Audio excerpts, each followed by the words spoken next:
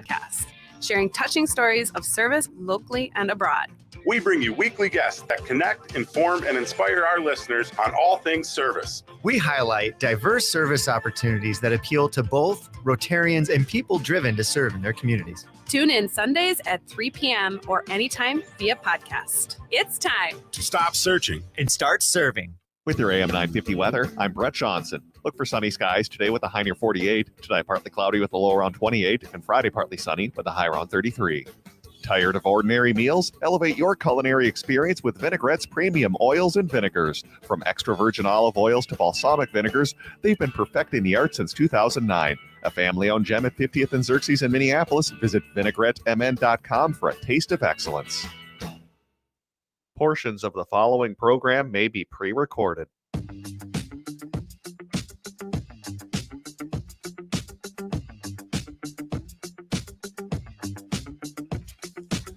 Broadcasting live on AM 950, the progressive voice of Minnesota, and in the evenings on WCPT 820, Chicago's Progressive Talk. It is the Matt McNeil Show for your Thursday. Matt and Patrick here today. 4 o'clock hours jam-packed. I got Rick Smith in here to talk about the Teamsters story, as well as the another police endorsement for Trump. And then, of course, a comedian, Robert Burrill, will join us in the 4 o'clock hour. Patrick, how are we today? Doing pretty well. How are you? It's 50-some degrees in Minneapolis, St. Paul in February. To say it's kind of one of those things where it's horribly wrong, that's for sure. But at the same time, getting out, it doesn't do you any good to just sit down and doom and gloom in your house. So you get out and enjoy it. But it is a little bit odd, to say the least. And we're going to hit 60 next week. Yeah. Don't tell me the planet's not broken. Don't. We broke it, and we broke it good. They're saying, did you see the story about hurricane season? It might be 2 months earlier than it's traditionally been. That's nice. I bet that just when you were looking for a reason to not think Florida was the best place to live. Oh, there you go. We'll scour it clean 2 months earlier. 952-946-6205, 952-946-6205. I can't. This hour is going to get dark. But here's what I promise. I'm going to start off with a little lightness. The end of it's going to be light and somewhat hilarious. But yeah, I just FYI. It's going to be it's going to go into some realms that are dark, to say this. 952-946-6205. So CPAC. Let's start with there.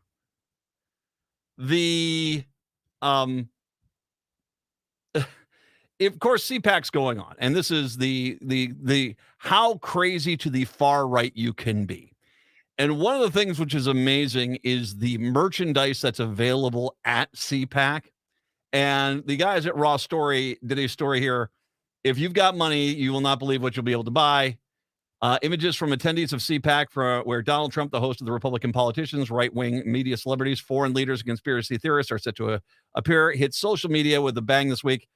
They announced propagandist news outlets such as MSNBC would not be credentialed and therefore be forced to purchase tickets. Raw Story is in attendance. CPAC used to have overflow rooms. Noted one such reporter with videos of video of rows and rows of empty seats. Anyway, I guess this is why they decided to yank the media badge and demand money from me.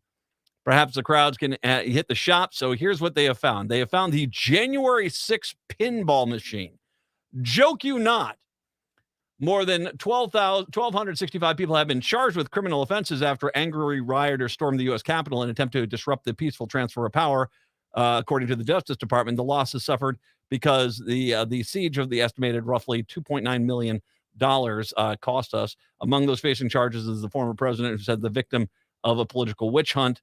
You basically, so what you do is you basically accuse it of stealing your quarters and smash it and cry you're being persecuted when you're hauled out of the arena. There, that's not bad. I like that. Well done. The $20 shirt featuring Joe Biden and son Hunter with Hitler mustaches and a message, "Got corruption." Do you think that Hitler's biggest problem that he was slightly corrupt? I mean, I got news for you. Hitler is a lot worse. And plus the fact that if you don't like Hitler, I got a surprise about some of the references that Trump's been putting out there. Yeah, indeed. Mein Kampf, indeed. A key witness in Representative James Comer's and Jim Jordan's impeachment probe was recently indicted on charges he lied about Biden and his son, Hunter, each accepting $5 million bribes. Prosecutors contend FBI informant Alexander Smirnov has ties to the Russian intelligence. The news broke after Biden was cleared of classified document retention probe. Right-wingers, Biden is weak and senile, so he's a powerful, strong man seeking world domination. So, yeah, that's good. It is. What is it? Can you guys on the right get in a lane on Biden? Is it that he's feeble old man that basically can barely do anything? Or is it he's a world to be feared tyrant that is, because I don't, no, you can't do both. But I guess, that's a logic problem. Am I expecting too much from the MAGA people? Yeah, logic problem. Yeah, that's not going to work. Bottled woke tears. The bottles, though, are not thought to be create, real tears, a la Harry Potter. The Biden economy is so good, people can afford this, apparently. Of course, one of the long time things is nutritional supplements, which, have you seen most of the MAGA people? Nutrition doesn't seem to be something that's really on their horizon, or effective money management. Let's just be honest about it. The RNC bitter raw apricot seeds have been flagged by the Food and Drug Administration, which told the company in February 2021, your products are not generally recognized as safe and effective. Nothing like adding a little cyanide to your diet for health benefits. From the same people that told you to take that veterinary medicine for horse deworming and jam it up your caboose to stop COVID. And it's like, when did you go to a frat house hospital? Dude, here's the deal. You got cancer, but we're going to do some beer pong, and if you chug the beer, you're not going to have cancer anymore. Yeah. Why did I not think about this before? It's Frat Boy Hospital. Dad. You want to cure your diabetes? Lick this. Put your tongue on it. I'll give you $5. You put your tongue on it. Yeah, you did it. No, you don't have diabetes. And if anyone says you do, they're just lying. Yeah. 952-946-6205. 952-946-6205. So, okay, I got a little light and airy, little easy going to begin with. Let's dive into the seventh circle of hell, namely Alabama. Another Alabama fertility clinic has stopped in vitro fertilization treatments after the Alabama Supreme Court ruled on Friday that frozen embryos are children. Frozen embryos. The Bomb Pop Jr. over there is a human being. Yeah. We have made the impossibly difficult decision to hold new IVF treatments, put them on hold due to the legal risk to our clinic and our embryologists. Alabama fertility specialist wrote on Facebook on Thursday, we are contacting patients that will be affected today and to find solutions for them, working as hard as we can to alert our legislators to the far-reaching negative impact of this ruling on the women of Alabama at a time when we feel so powerless. Advocacy and awareness is our strongest tools. Now, I want to make sure we understand something. This is stopping in vitro fertilization is not even a mainstream Republican thing. This is from the realms, from the catacombs of the Spanish Inquisition worshiping extreme far-right religious zealotry that exists wrapped in a warm blanket within the Republican Party. I have had multiple friends use in vitro fertilization to conceive children, and they've all had success, which has been wonderful. With the concept, with the idea being that you want to create a baby, a human life, not the bomb pop there that you're calling human life. This should be terrifying to you if you are, particularly if you're a woman, because they're basically saying they can come in and tell you everything they want to do. And if you can't take the hint here about where this is all going, I can't help you. Alabama fertility specialist is the second fertility clinic to halt IVF treatments since the state Supreme Court ruling. The health system of the University of Alabama at Birmingham halted treatment on Wednesday. Joe Biden, Vice President Kamala Harris, campaign manager Julia Chavez Rodriguez said in a statement shared Thursday that the Alabama Supreme Court decision is only possible because of the U.S. Supreme Court's overturning of Roe v. Wade. Across the nation, and he's right. Across the nation, MAGA Republicans are inserting themselves into the most personal decisions a family can make, from contraception to IVF. The statement read, with their latest attack on reproductive freedom, these so-called pro-life Republicans are preventing loving couples from growing their families. If Donald Trump is elected, there's no doubt that he'll impose this extreme anti-freedom agenda on the entire country. And that's the whole goal. That is the whole goal. Now, once again, I want to make sure we understand where this comes from. This is not a traditional mainstream Republican thing. But because the Republican Party has become so betrothed to the extreme far right of the party, they can't get out of their own way anymore, and so are just going along with this. Even though, if you think to yourself, oh, isn't this kind of the Republicans' dream? People that want to have kids, getting kids, this is kind of what it is. And that point about making this everywhere, I think you cannot escape this. That's not an exaggeration. This small minority of people want to force everyone. Nothing gets them more jollies than the idea of going into Chicago or Minneapolis, St. Paul, or liberal Illinois or liberal Minnesota and forcing an Alabama court decision on them. That is what they dream of.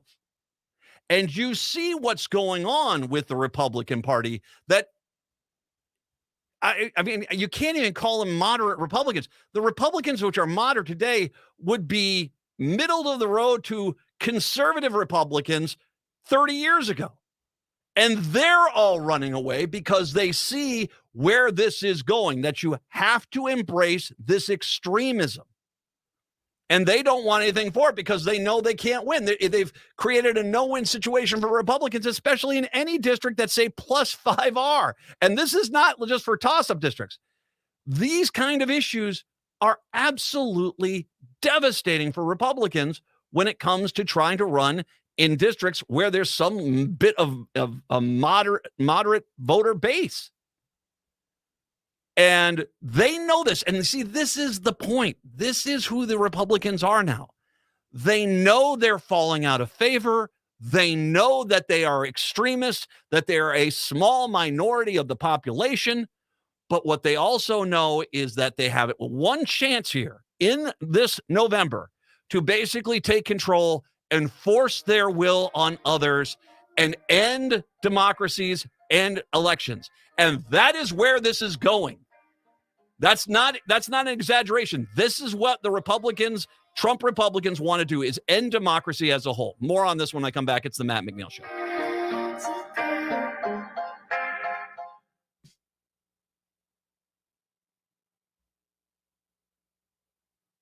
Hi, this is Frank Brown, owner of Minuteman Press Uptown, Minnesota's only minority-owned union printing company. And I have big news. We've moved. Our new building in North Minneapolis is much larger with state-of-the-art equipment.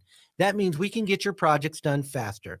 We're on Washington Avenue North off I-94 at the Dowling exit, which allows for quick pickup and drop-off with plenty of free parking. And yes, we still print everything. I moved to MP Uptown because as a Black business owner, I want to be in North Minneapolis and help provide jobs. At MP Uptown, we pay above living wages, hire people who have made mistakes in the past, and believe in social justice. We have over 175 Google reviews with a 5-star rating. Let us handle your next print project because when you support our business, you support the community. Call 612-870-0777 or visit mpuptown.com. That's mpuptown.com. We print everything. Exciting news! The Being Curious Show is undergoing a transformative shift, transitioning to a podcast-only format starting February 2024. Join us on all major podcast platforms at the Edge Network for access to enlightening and curious conversations. Don't miss a single episode as we delve into thought-provoking discussions. Embrace the transformative and stay tuned for an immersive auditory experience that sparks curiosity. Subscribe on your preferred podcast platform now. Be a part of the Being Curious Show, here, there, and everywhere. Hey, it's Patrick. February is the month for love. So when's the last time you gave your carpet the love and attention it really deserves? If your carpet hasn't been professionally cleaned, you are breathing unhealthy levels of nasty dirt, dander, bacteria, and germs that keep recirculating again and again and again. Lucky for you, Zero Res is going to spread the love to you and your home with their Love Your Rug special. Get 3 rooms Zero Resified starting at just $119 and a free hallway. And don't forget dirt and dander's favorite hiding place either, your air ducts. This month, take $75 off when you get your air ducts Zero Res clean. Call Zero Res right now or go online to ZeroResMinnesota.com and say you want the AM 950 special. If you're a business owner, protect your employees and customers by getting your business Zero Resified by the pros at Zero Res. Call today for your commercial cleaning estimate. Backward or forward smells the same. Zero Res. It takes teamwork to stay safe on Minnesota roads during the winter. You can help. When you see snowplows at work, slow down. Slower speeds can save lives. Don't crowd the plow and leave plenty of space between yourself and other vehicles. Keep your headlights on to see and be seen. Avoid distractions and always stay alert behind the wheel. This message brought to you by the Minnesota Department of Transportation, the Minnesota Broadcasters Association, and this station.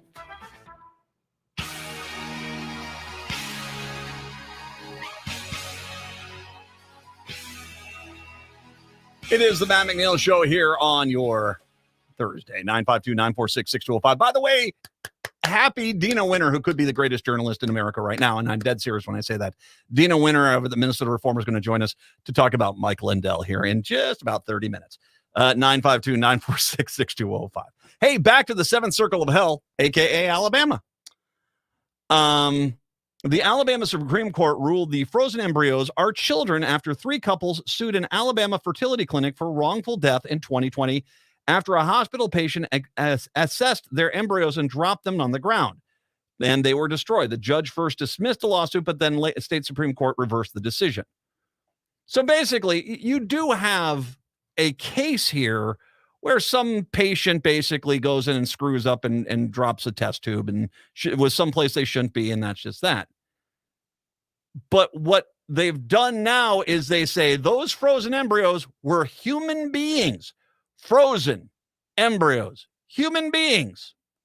And henceforth, this guy is going to be charged with murder, which then brings up, and this is why the in vitro fertilization clinics are closing, is because obviously, you could have just a staff member accidentally drop a test tube, and guess what? That they could be charged with murder in the state of Alabama. So I hope that these, what I'm going to presume are far-right Christian zealot parents that sued about this, I hope they're happy because they just stopped families from being grown in Alabama via in vitro fertilization, because there's no chance in hell that anyone in that state's going to do this prospect now, and you're going to have to leave the state to get it done. The wrongful death of a minor is sweeping and unqualified. It applies to all children born and unborn without limitation. The ruling said it's not the role of the court to craft a new limitation based on our own view of what is to not wise public policy. This is especially true whereas here the people of the state have adopted constitutional amendment directly aimed at stopping courts from excluding unborn life from legal protection. A frozen embryo. IVF, which is the process which uses patients' eggs, which are fertilized with sperm outside the body and then implanted into the patient's uterus, is at the center of the abortion debate because patient only needs one egg to become pregnant. Many times leftover eggs are discarded, leading the anti-abortion activists to believe that's murder. And once again, we are not talking about something that is, this is a 5% of the population, extremist, religious, handmaiden's tale looks like it's the way we should go kind of mentality. And it should be terrifying to you that this is where they're at. Now, once again, it's time for my soon-to-be, well, it is a recurring segment. Hey, folks of Alabama, have you thought about Illinois? Have you thought about Minnesota? You're welcome in both states. And guess what? We're not controlled by absolute freaking loon balls. So, hey, pick up your gear. Move up here. We'd love to have you here. Hey, it's what we like to do. Indeed. Indeed. It's time to move. The unfortunate thing is people who are lower middle class, poor, who can't afford to move are subjected to this totalitarian theocracy. And theocracy is going to be a theme today during this dark segment here. Now, I want to make sure I mention something that the Times brought up about the Chief Justice, Tom Parker, down in Alabama, Beelzebub himself. In an Alabama Supreme Court decision that's rattled reproductive medicine across the country, a majority of the justices say the law was clear that frozen embryos should be considered kids. Unborn children are children. Once again, a frozen embryo is a human being to these people. The court's Chief Justice, Tom Parker, drew on more than the Constitution and legal precedent to explain his determination.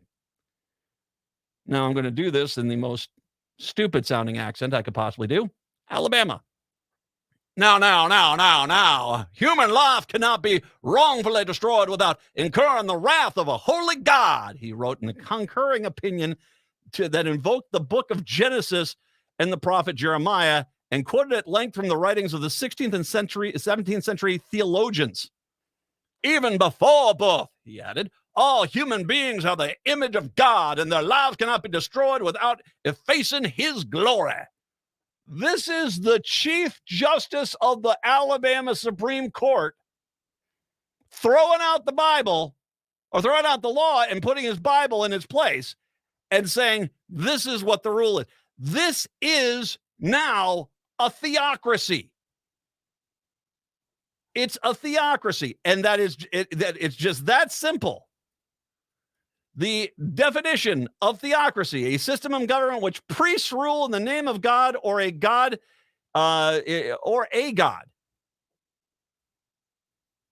That's where we're at.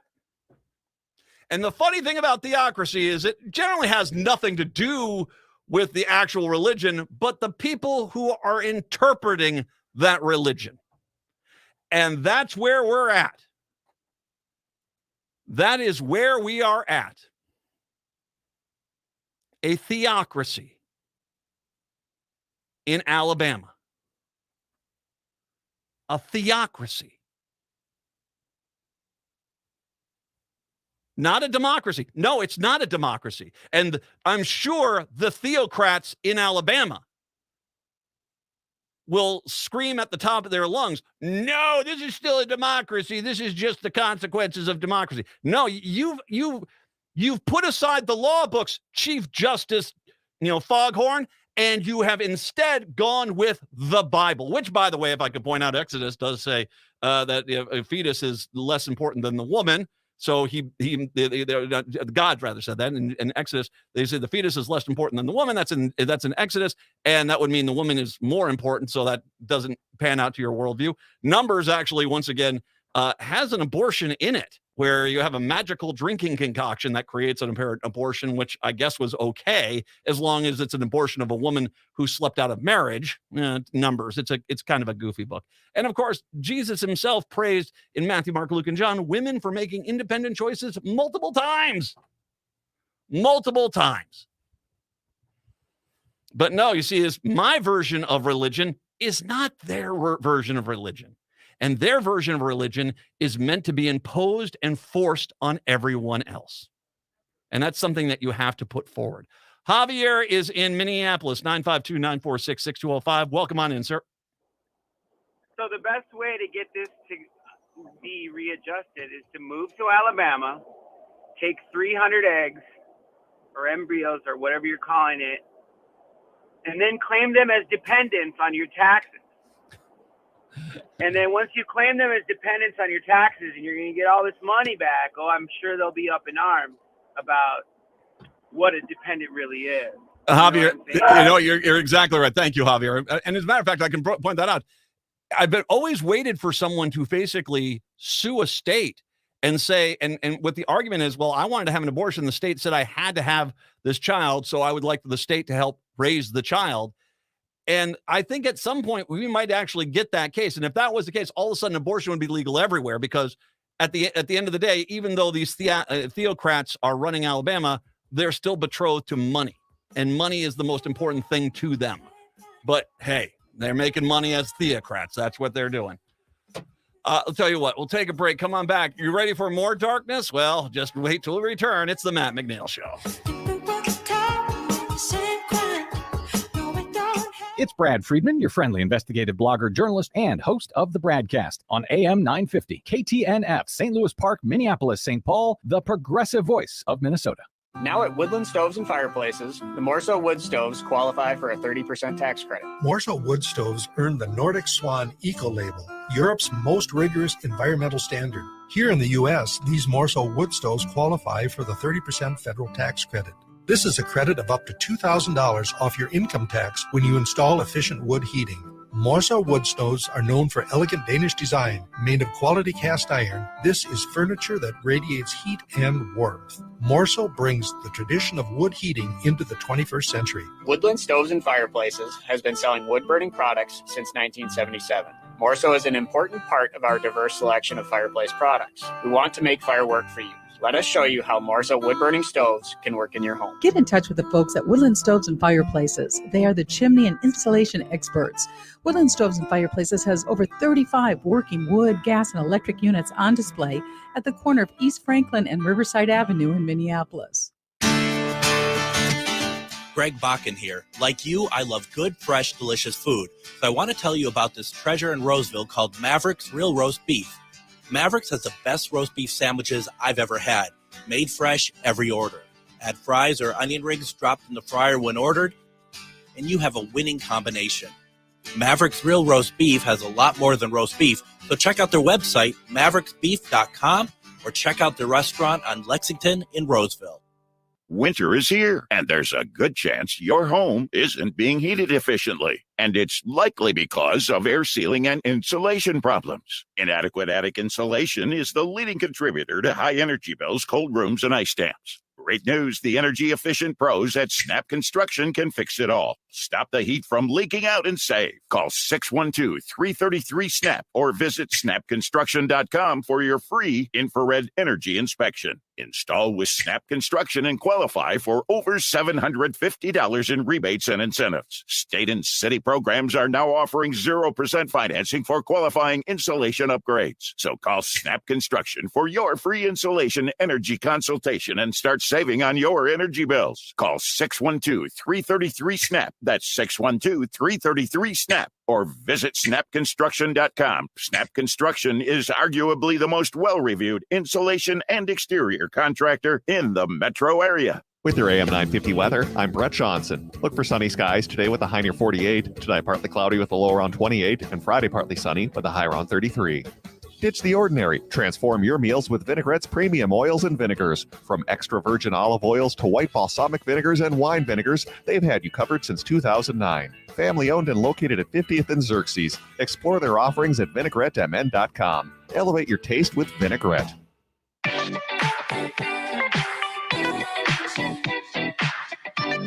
Hey, Daddy, when you gonna stop playing? Chick, I could be a fantasy. It is the Matt McNeil Show, broadcasting in the evening in WCPT 820, Chicago's Progressive Talk, and on AM 950, the Progressive Voice of Minnesota. Good to have you with us today. 952-946-6205. Hello, darkness, my old friend. So we have the case in Alabama where they have once again insisted a frozen embryo is a human being. Yeah.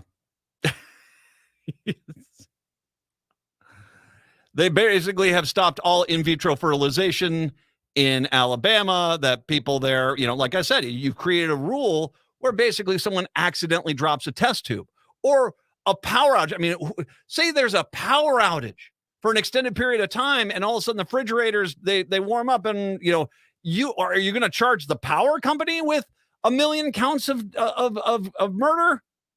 Is that what you're going to do? Are you going to charge, the hospital for, I guess, not having a backup to the backup generator? It's terrifying to think about this. It's terrifying to think where that's going to go. And once again, this is not even mainstream Republican policy. This tells you how far into the seventh circle of hell that Alabama has fallen. This is that policy from that small group of extreme far-right religious zealots that think the Handmaid's Tale should be actual reality, that women should be strapped down to a bed for 9 months if they dare think that they might actually go to a different state and might actually get an abortion or something like that. That is where this is from, and they want to export this elsewhere. It's a theocracy. And once again, just because it might not make any sense to you because, well, that doesn't sound like anything in the Bible I've ever heard, it doesn't matter. Theocracies are built on zealots with their own interpretation of God. And that's what you're seeing down there. And they want to force that on everyone in Minnesota and everyone in Illinois. That's what they want to do. More proof. Oklahoma City. A 16-year-old Oklahoma high school student who died a day after an altercation. Now, by the way, I want to preface this. It's going to sound like something has been, investigated and figured out.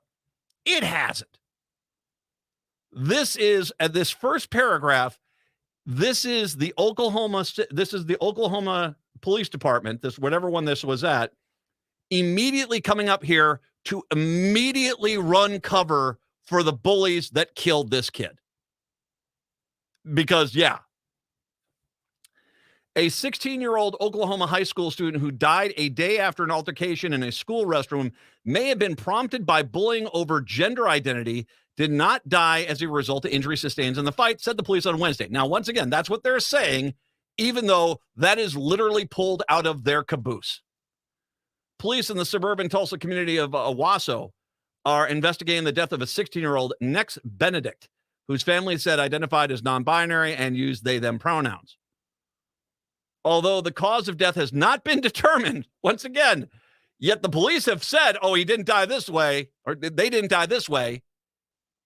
They basically determined, oh, well, he didn't die. They didn't die because of the bullying or the attack.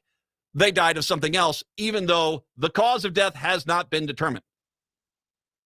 Owasso police said in a statement, preliminary autopsy results indicate the teen did not die as a result of injuries sustained in the fight. At this time, any further comments to the cause of death are currently pending until toxicology reports and other ancillary testing results are received. I think that right now, within a doubt in my mind, their autopsy is being micromanaged down to the point where they're telling the coroner, if you can find anything else to blame but the attack, blame it. We do not want to have to prosecute people for attacking someone we think is horrible, because that is the Oklahoma mentality right now. That is absolutely the Oklahoma mentality. Neither police nor school officials have said what led to the fight, but Benedict's family says there had been harassment because of the teen's non-binary identity. While at Owasso High School, Nex was attacked and assaulted in a bathroom by a group of other students, the family said Wednesday in a statement released by their attorney. A day later, the Benedict's beautiful child lost their life. Police Lieutenant Nick Boatman said detectives are interviewing staff and students in the school to learn more about what happened. Benedict was able to walk out of the bathroom after February 7th fight. Now, that is actually also not true. From multiple other reports is they had to be assisted out of the bathroom. They had to be assisted out. They weren't able to walk on their own. So this thing was, this idea that the police chief was saying, well, they were able to walk out of the bathroom. No, actually, there were multiple reports that they weren't able to walk out of the bathroom, that they actually had to have assistance to get to the front office.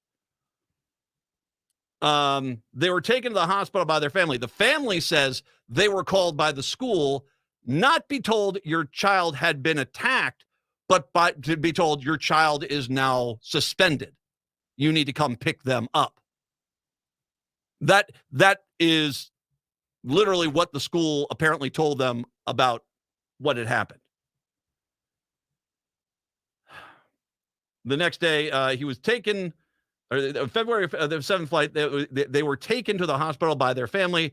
They were sent home that night. The next day, paramedics were dispatched to the home for a medical emergency that took Benedict to a hospital emergency room where they died later that day, police said. Next, Benedict's mother, Sue Benedict, told The Independent the teen suffered bruises all over their face and eyes after they and a transgender student got into a fight in a school restroom with 3 older girls. I don't know how bad it had gotten, Sue Benedict told the outlet. Malia Pila, next Benedict's sister, described her sibling as a wonderful child that impacted us in ways that are difficult to truly articulate in their importance. We are deeply, deeply sad about their passing, she wrote in a text message Wednesday to the Associated Press. Sue Benedict said the statement on a GoFundMe page helped set up cover funeral expenses, that the family was still learning to use the teen's preferred name and pronouns. Please do not judge us as Nex was judged. Please do not bully us for our ignorance on the subject. She wrote, Nex gave us that respect. We're sorry in our grief that we've overlooked them. Boatman said investigators will forward the results of that probe to the local district attorney to determine what, if any, charges should be filed. But once again, the police have already said, well, it wasn't the attack, when they don't know what the cause of death is. That's your first clue. This police department is looking to bury these charges. When asked on point if the students involved in the fight could be charged with a hate crime, Boatman said all crimes and charges will be on the table. School officials in Owasso, a suburb about 13 miles northeast of Tulsa, said in a statement a physical altercation occurred in the restroom, that students were in the restroom for less than 2 minutes before the fight was broken up by another student and a staff member. I want to talk about that for a second. So, 2 minutes? You could have had these 3 older girls out there kicking Nex in the head for 2 minutes, and you have to ask yourself the question of whether Nex died of the attack? 2 minutes. For 2 minutes, these 3 kids, these 3 girls, violently attacked these other 2 students. For 2 minutes.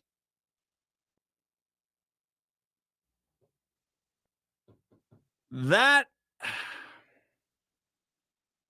yeah.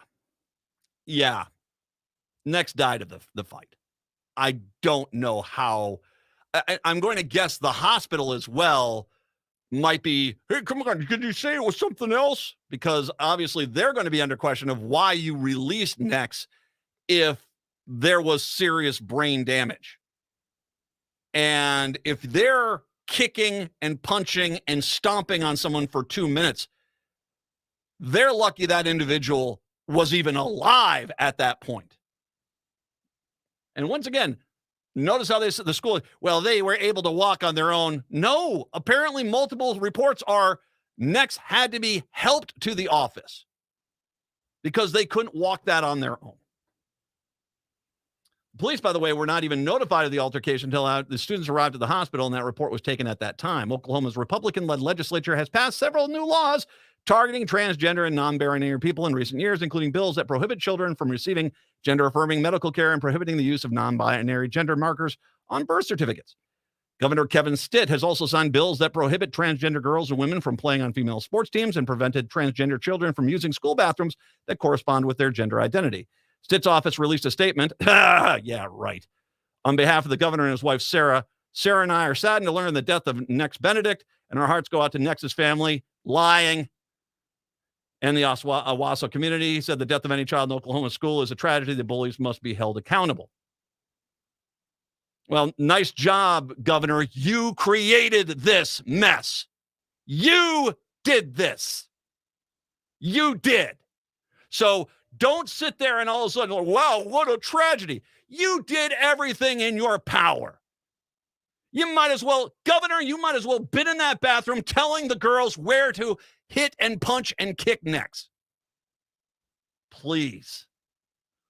Among the many anti-trans bills being considered this year's Oklahoma are measures to ban gender-affirming care for adults, prohibit school employees from using students' preferred pronouns if they don't correspond with sex assigned at birth, and prohibit state laws or executive orders that recognize any gender besides male and female.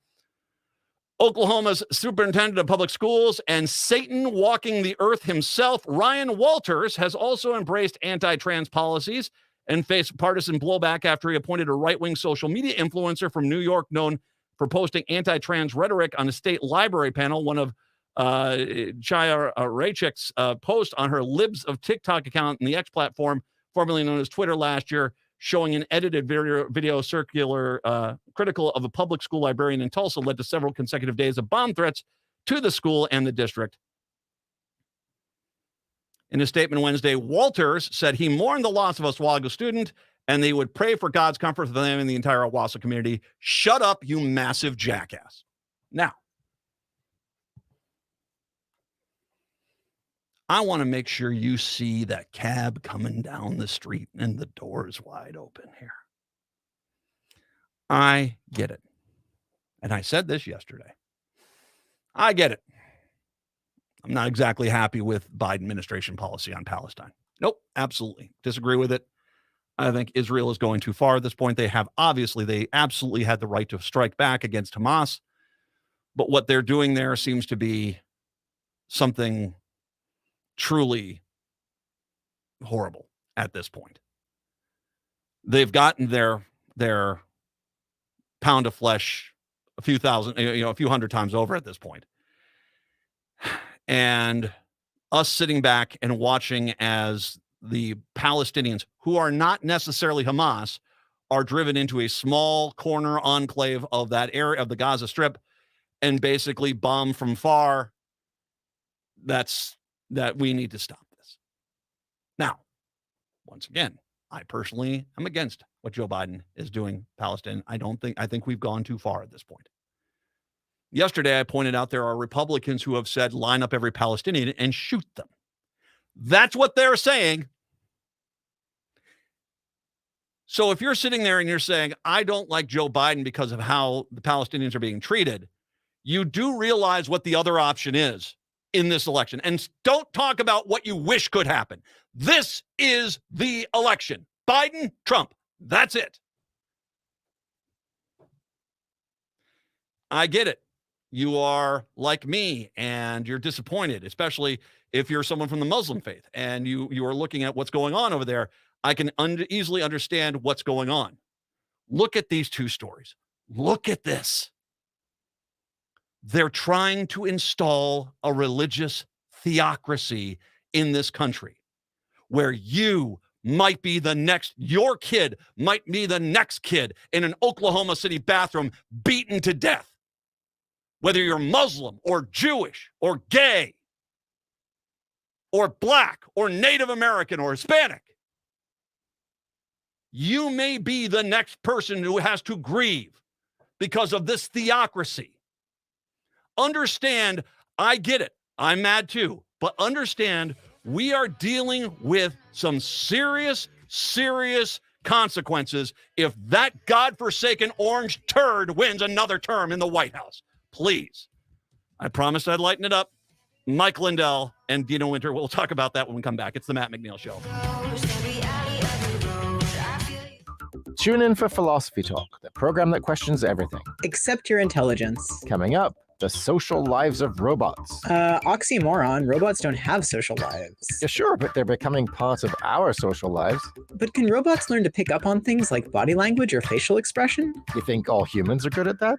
The social lives of robots. Next time on Philosophy Talk. Philosophy Talk, Sunday mornings at 8 on AM 950, the progressive voice of Minnesota. Do you want a fast way to save money? It's easy with Rudy Luther Toyota. Start with the Luther Advantage Card. With every new and used vehicle purchase, you'll get 3 years of 10 cents off per gallon of gas at holiday station stores, as well as discounted Works car washes for only $6. Plus, the Luther Advantage Card gets you other benefits too. See their website for details. And Rudy Luther Toyota wants to buy your used vehicle. They'll ensure a great offer. Go to RudyLutherToyota.com for the details. Saving money and getting you a fair price is easy with Rudy Luther Toyota, the southeast corner of 394 and 169 in Golden Valley. Located just north of 50th in France, the Great Wall Restaurant has provided a delicious taste of authentic Chinese cuisine since 1981. Specializing in Szechuan and Peking dishes, they offer one of the most extensive menus in the Twin Cities. Favorites include hot and sour soup, pan-fried dumplings, and mushu pork with homemade Chinese pancakes. Stop by their Edina location or call for takeout at 952-927-4439. See the full menu at greatwallrestaurant.us. February is AM 950 Listener Appreciation Month. We can't run the station without you, and we wanted to show you how much we appreciate you listening to us.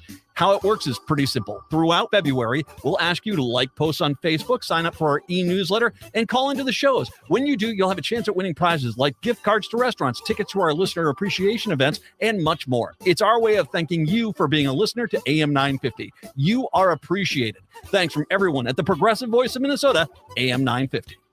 Turn to Auto Technical with your vehicle donation.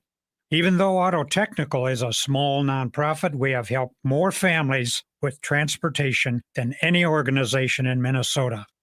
Since '94, we have reconditioned donated vehicles so they have a higher tax benefit. Call Richard at 612-919-5526, 612-919-5526, or autotech.org. End-of-life decisions are not easy to make. Hi, I'm Mary T. of Mary T. Hospice Care. It's important to make sure that this difficult time is meaningful and comforting to you and your loved ones. Our hospice team provides an individualized program of physical, emotional, spiritual, and practical care so your loved one is comfortable and not in pain. At Mary T. Hospice, we understand that choosing the right hospice care provider can be overwhelming, but we're here to assist you. Learn more today at marytinc.com.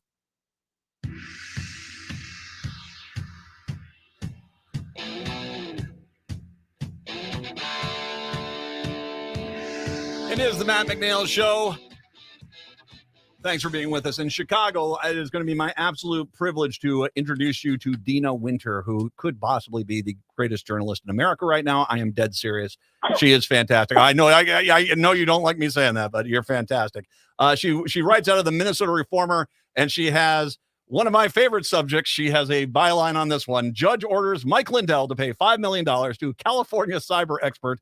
Lindell says he'll appeal. Dina's kind enough to join us to talk about this. Hi, Dina.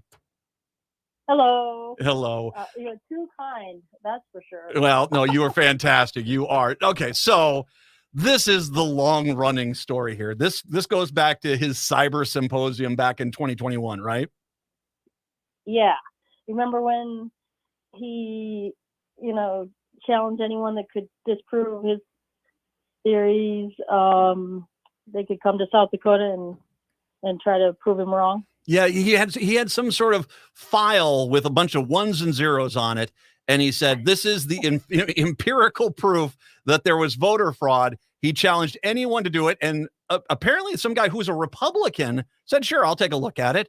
And he came back and said, there's nothing here. This is just a bunch of ones and zeros. Well, yeah, I mean, this guy Bob Ziedman, I'm not sure if it's Ziedman, but anyway, this guy who lives out in California, who's like, he's no slacker. I mean, he's created the field of software forensics, I guess, and he's programmed computers for like 50 years, founded several successful Silicon Valley firms.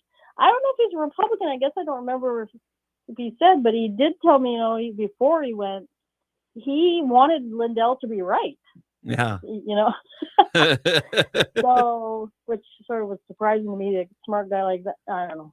But, he went out and took him up on the challenge, and it wasn't easy by any means, but eventually, and I don't know, I would be a joke trying to do that. But he basically said that he figured out that you could convert this document, and it basically was the data that Lindell gave the people to look at was transformed from a Word document full of gibberish. So it's all very confusing to me, but he explains it in great detail in a story I wrote. back a few months ago. But so he wrote up his report and gave it to Lindell, and then with the contest rules said this arbitration panel could, work out any disputes, and they took it to that, and because Lindell didn't agree, and the panel agreed with this guy, the computer whiz, and then Lindell didn't pay up, so then the computer whiz took him to court, and yesterday the federal judge ordered, he said the panel was acting within its authority and ordered Lindell to pay up. But of course, when I called Lindell, he was like just livid, and he said he will he will appeal. And he said many other things. But did he? Oh, I would love. Well, I will respect your journalistic integrity, but boy, publish a book at some point. All right, so the okay. We know what the inevitable is here. I mean, he was dumb enough to take data that he could not himself. He never validated himself before he put it out there. Made a contest. Someone took him up. He lost. Arbitrary panel. Now a judge has. It's not the Supreme Court's not going to step in on this guy's behalf. This is pretty much, he's going to have to pay this. Is this a case, considering the lawsuits against the Dominion and Symantec, these voting companies, and how they've come down and they're going after Mike Lindell for a large amount of money? Is this a case where he doesn't currently have the money to pay the $5 million, or is it just out of principle? Do you know? I doubt. I mean, I don't really know for sure, but because sometimes I think he's just trying to make it sound like he's broke, and then other times he says, he says contradictory things on this, but I don't think he does, because he was in arrears on his legal bills for these other lawyers who were representing him in some of those other cases with Smartmatic and Dominion. Remember when they asked to drop him as a client because he wasn't paying his legal bills? Yeah. So I would say, they said he owed him millions of dollars in fees. I don't think he's got the money, but he told me he would appeal. But one of the lawyers that was representing him in this case is the guy who asked to drop him in that other case. So I was surprised he represented him in this case. But I emailed him asking him why, and he has never responded. So. It should be noted that there is a very big downside to this, outside of Mike Lindell's personal downside. But he does have a company in Minnesota, the My Pillow company, and there are a lot of people who are employed by this. And between this and the voting companies, there's a lot of people that are speculating that this could end up wiping out everything there, and that is kind of sad for a lot of people that do work for him. When I went and did a story about him a few months ago, I went out there, and a lot of people working out there, and I don't think it seems like maybe fewer than at one point, but I think that very much seems like it's a possibility. I mean, this one was filed against Lindell Management, but so I don't know if there's a way to. I don't think there's a way to keep it all separate. But yeah, I think the house of cards has fallen. Dina, excellent work here. I'm presuming there will be an appeal and a follow-up, and we'll have you back for that as well. Thank you very much. And once again, I want to encourage everyone, go to the Minnesota Reformer and read Dina Winter's writing there. She is fantastic. Dina, thank you very much. I appreciate the time today. You bet. Thank you. You bet. Bye-bye. Dina Winter. And I am not joking when I say this. She might be the best journalist in America today. Hands down. She could be. She really is exceptional. I told Mike, Patrick, you remember this. Don't you remember this? When he started this, I said, if you're not telling the truth, just come on out and say, I'm sorry, I apologize, and grovel, right? That's pretty much what you said, is just, if you just stop and just say, we're done, it's not true, I made it up, I'm sorry, it probably would have gone away. It probably would have gone away. And he hasn't done that. He hasn't done that. Chicago, have a good one. Minneapolis, St. Paul, hour 2, and Rick Smith up next. Eat Local Minnesota is a great way to find locally owned Minnesota restaurants and food purveyors. You'll find high-quality food and unique eating experiences with dishes from around the world. Just visit eatlocalminnesota.com for your next meal. Crooner Supper Club invites you to Maggie's Lounge, an exciting new bar lounge. It's open Wednesdays through Sundays beginning at 4:30 for cocktails and light fare. And you don't need a ticket to enjoy the great atmosphere of Maggie's. So stop by Crooner Supper Club off Moore Lake and Highways and live music from both big-name local and national artists. Cafe Latte combines a cafe dining experience with gourmet quality food. Plus, you can still do online ordering and takeout along with gift cards. Just go to cafelatte.com and choose from their ever-changing selection of award-winning salads, sandwiches, and soups. Cafe Latte is located off Victoria and Grand and online at cafelatte.com. Hi, Matt McNeil here. You're listening to the best progressive radio in Minnesota. It's AM 950, KTNF, St. Louis Park, Minneapolis, St. Paul. AP News, I'm Jackie Quinn. Stocks had huge gains today. The Dow and NASDAQ gaining more than 400 points. The markets, in part, reacting to NVIDIA's strong earnings. NVIDIA jumped almost 15% after reporting that its revenue and profit soared thanks to booming demand for its chips used in artificial intelligence. That's our Seth Sutel. The White House is promising to unveil new sanctions on Iran in the coming days in retaliation for its arms sales that have bolstered Russia's invasion of Ukraine.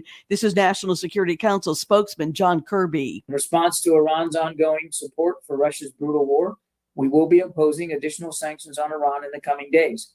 And we are prepared to go further if Iran sells ballistic missiles to Russia. President Biden in California for campaign fundraisers says he spoke with the widow of Russian dissident Alexei Navalny and vows his support. As to state the obvious, he was a man of incredible courage. AT&T says it has restored wireless coverage after a nationwide outage knocked out cell phone service for many. Still no word yet on what went wrong. Did the Odysseus make it to the moon? Still waiting for word on a private company's effort to land a lunar lander, which blasted off last week from Cape Canaveral. There are new calls for Israel to pause its assault in central and southern Gaza, where another 70 people were reported killed. The first trial stemming from the fatal shooting on the set of the movie Rust is underway, with the young armorer charged with manslaughter. Here's our Margie Zaraletta. Hannah Gutierrez-Reed is on trial for involuntary manslaughter in the death of cinematographer Helena Hutchins. Her attorney, Jason Bowles, says the production cut corners so much that Gutierrez-Reed was expected to assist the props manager as well as oversee the weapons. Terrible decision on a movie like this with so many guns. This is AP News.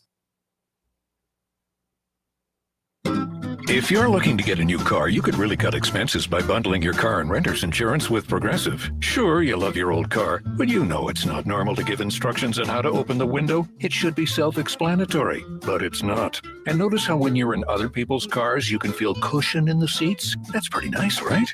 No, it's just normal. So bundle your renter's and car insurance with Progressive and put the savings toward a new car. It's time. Progressive Casualty Insurance Company coverage provided and serviced by affiliates and third-party insurers. Not available in all states. Pizza's here. Oh, great. I'd love some, but I'm worried about my stomach issues. If you're worried about having diarrhea, gas, bloating, stomach pain, or loose, oily stools, it may not just be stomach issues. It could be a condition called exocrine pancreatic insufficiency, or EPI. With EPI, the pancreas doesn't release enough enzymes to break down food, but EPI is manageable. Use the symptom checker on identifyepi.com and talk to your doctor. That's identifyepi.com. Hello, AM 950 listener. I know you. You take the news seriously. When you read the headlines these days, it makes you want to hang your head down and cry. Well, to hell with that. What you need is a laugh from the left. So, do yourself a favor. Listen to Facepalm America with host Beowulf Rockland every Sunday night at 9. Experiencing an injury or illness? Wondering if you'll be able to keep your job or when you can return to work? The Minnesota Retain program may be able to help. Participants may qualify for free support from experts who can guide you through the next steps to get you back to work quickly and safely. Visit mnretain.com or call 507-284-4537 to learn more. Minnesota Retain is fully funded under a grant awarded by the U.S. Department of Labor and the Social Security Administration. This message is brought to you by Minnesota Retain, this station, and the Minnesota Broadcasters Association. Hello, I'm Todd Mickelson, host of a Satellite View podcast. It's hard to find clarity or focus here on the ground with the fire hose of issues and events. We go up high and look back on Earth from a satellite view, where we can gain our bearings and learn from the past to shoot for a better future. And have fun and laughs along the way. Go to am950radio.com, click the program's link, and find a satellite view with Todd Mickelson. With your AM 950 weather, I'm Brett Johnson. Look for sunny skies today with a high near 48, tonight partly cloudy with a low around 28, and Friday partly sunny with a high around 33. Tired of ordinary meals? Elevate your culinary experience with Vinaigrette's premium oils and vinegars. From extra virgin olive oils to balsamic vinegars, they've been perfecting the art since 2009. A family-owned gem at 50th and Xerxes in Minneapolis. Visit vinaigrettemn.com for a taste of excellence. Portions of the following program may be pre-recorded. Hour 2 of the show here on your Thursday. Good to have you with us. Matt and Patrick here. Patrick, a story just to piggyback on what we had Dana Winter talking on with Lindell last hour. This is him on apparently Bannon's podcast. We're not able to pay.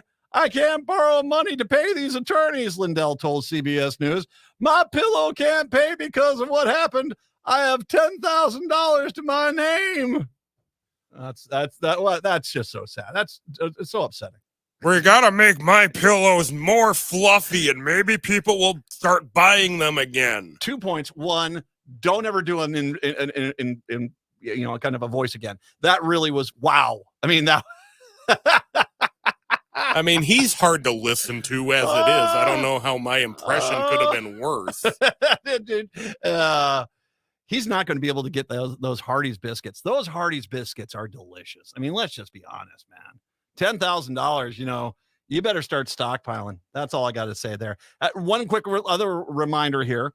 It is Listener Appreciation Month here on AM 950, which means we are going to be giving away a gift certificate to Great Wall Restaurant later on this hour, $25 gift card giving away later on this hour. Listen for your chance to call in on that.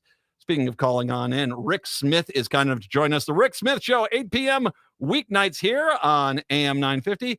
He's kind enough today to join us to talk about the latest in union news in regards to this election, which is infuriating. But yeah, we'll get his take on it. Hey, Rick, how are you, my friend? Matt, how are you, brother? I'm doing okay, man.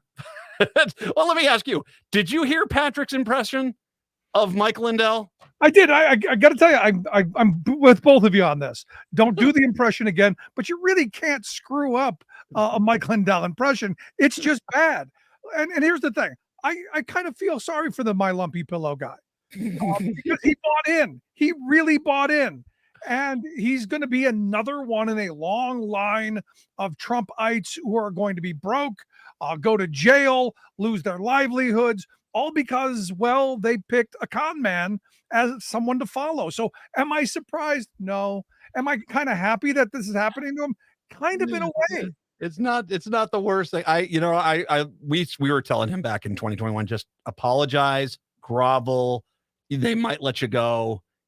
He never did, and he's just as belligerent about this issue as ever. But so, Patrick, the good thing, Matt, is I'm on a list of all the talk show hosts around the country, like you are as well, and I know that the right wing talk show hosts are putting together kind of a charity ball to kind of help him raise money. That's in the works. I'm getting the emails of how they're going to roll it out, and it is quite comical because what they do understand is how to fleece their flock. And they do that really, really well. I mean, look at Trump and his coming out with those things that he was holding that I guess we're supposed to put on our feet for $400 a pair. That supposedly this is his outreach to the Black community. Because of course, when I think, the Black community, I think tennis shoes. Of course. By the way, we'll have to let us know which Hardee's they're having that Mike Lindell ball at. Okay, because I'll get a monster burger and grab a front row seat. How about that? Look, we're talking about grabbing a front row seat right now. You could go down to CPAC because Crazy Pack is going on, and there's literally nobody there. Every time I check in, nobody. But if you listen to what they're saying, it really is crazy town. That the Republican mouthpiece, that Jack Posobiec, he started off his spiel with, "I just want to say welcome to the end of democracy." These are his exact words. "We're here to overthrow it completely. We didn't get all the way there on January 6th, but we will endeavor to get rid of it and replace it with this right here." And you go, this right here, you mean where nobody's at? No, that's not quite how democracy works, Jack. But this is the guy who, look, tried to make a big deal when we pulled out of Afghanistan about the dogs. He made a huge deal about who's going to get the dogs. Crazy guy. But he's not even the craziest one. I mean, look at this Charlie Kirk. He wants to bring executions. He wants your kids to be forced to watch executions of Trump's political opponents. Yeah, this is the world we're heading towards. But we're going to talk about My Pillow guy, and we're going to talk about Trump's tennis shoes or whatever those god-awful, gaudy-looking things are. But here's the thing, and this is what we know. This is how Trump's going to pay his fines. This is how he's going to pay his bills. He's gonna get the RNC to buy all of his crappy tennis shoes. That's how he's going to pay. Indeed. Well, and we talked about as well last hour, Alabama, where the in vitro fertilization, the frozen embryos of human being. Oklahoma City, where a non-binary person was basically beaten to death in a bathroom, and everyone's shrugging their shoulders. That's what they want to put everywhere. Which we see all this. Which brings me to why I called you up and I'm having you on. The Teamsters. They gave the maximum donation they could to the RNC. I hope you like sneakers. And they basically did this. Their argument is, well, we donate to all people, but it seems like a lot of people in the Teamsters are really upset about this donation. Yeah, I'm one of them. Right when Sean O'Brien, the president of the Teamsters, made the pilgrimage down to Mar-a-Lago, I was here on this program talking about it. Said it was a horrible thing to do. It was stupid. You're platforming someone who we know what his labor record is bad. But it gets worse the more you dig into this. Okay, fine. They made that pilgrimage down to Mar-a-Lago. Then we find out 10 days later, they make this $45,000 donation. Nice little quid pro quo. Hey, you come platform us, give us a little bit of money. Nice con. Look, it goes to my point that Donald Trump is the greatest con man of all time. But then you get the Teamsters to bring him to the Teamsters headquarters and then allow him to do a press conference in front of the Teamsters logo, making it look like, well, it's a possibility I could get endorsed. And it kind of is, I believe. Mm-hmm. But putting the union, in with the same Trump kind of label and brand was a bad idea, which is why now you've got all these truck drivers who, these 5 or 6 truckers for Trump going, we're not going to New York, say, well, the Teamsters are with us. No, this Teamster's not. This Teamster will happily get in a truck and drive to New York. I did it for years. But this is where we are in this world. And I got to wonder, what it is that is going on. Now, it gets even worse. When O'Brien became president, when he took over, there was Massacre Tuesday. They came in and fired a bunch of people, wiped them out, sent them emails at 5:00 on a Tuesday, said, hey, you're all fired. Some of them filed a lawsuit for wrongful termination, for a bunch of reasons. Who did they grab as one of the attorneys to defend the International Brotherhood of Teamsters? None other than a Trump attorney from Peabody Nixon, a guy named Brian Kelly. So you go, gee, how much deeper can this get into Trump world? And I don't know. At first, when someone asked me about it, hey, do you think they could endorse? I go, possible, but I doubt it. Now I'm throwing the coin up in the air going 50-50 at this point. What is the Teamster makeup here? I mean, obviously, I've talked to like the Carpenters Union in the past, and he says, hey, I understand who's, pro-union as far as the two political parties, but I've got a lot of members who are definitely in the Trump camp. So the question is the Teamsters, I mean, you see Biden walking the line. I mean, it's clear he's pro-union. How much of a percentage would you guess of the Teamsters is pro-Trump? Well, the numbers that I keep getting thrown back at me is 45%. And depending on where you are, like where I live, the local that I'm a member of, it's considerably higher than that. But here's the thing. This is an example of the unions have done such a good job of making their members whole. They get good wages, excellent healthcare benefits, retirement security, job security. These are people who feel emboldened and empowered. And the sad reality is they don't think that, by Trump destroying labor's ability to organize, that it will affect them at all. And I think it's a problem of not educating those members on what could be coming their way, especially in my industry, the LTL trucking industry, where when I started in this industry back in the 80s, it was 85% unionized. Today, it's down to about 10, maybe 12%. Where this job was the gold standard of working class jobs, it's now just a good job. This is because, well, the unions have been assaulted. And I keep coming back to, it's the Republicans who were all out on the assault. I say all the time, Republicans hate working people. Look at what they do. But Democrats haven't always been great friends either, and haven't, when they had the moment to make things better, haven't done it. And this is where, with Biden, walking the picket line and some of the executive orders and the people that he's put at the National Labor Relations Board and at the Department of Labor, these have been great things, but Democrats haven't been able to get that legislation passed that like the National Labor Relations Act. And right now what you've got the Amazons, you got the Trader Joe's, you got these big companies now pushing a legal theory that the National Labor Relations Act is unconstitutional. So now think about when this gets to the Trump Supreme Court, who want to take us back to the days of Lochner, where if you're hungry enough and desperate enough to work in poverty conditions for desperation wages, that's your liberty, Matt. That's your right, your freedom. They want to go back to this. And so I have no doubt that they're gonna rocket this to the Supreme Court, and the Roberts, Gorsuch, Alito, Thomas, Coney Barrett, Kavanaugh court will be more than happy to overturn it. And then you will see chaos. And by the way, it's not a coincidence that these companies they tried to stop the unions coming into their shops. They couldn't stop it. So now they're just basically trying to kill the regulation from the top down. And so that doesn't surprise me at all. We have multiple examples in many places nationwide of Republican employer policy, how what happens after Republicans get in there, kill the unions, the pay plummets, benefits plummet, healthcare plummets. We have this over and over again.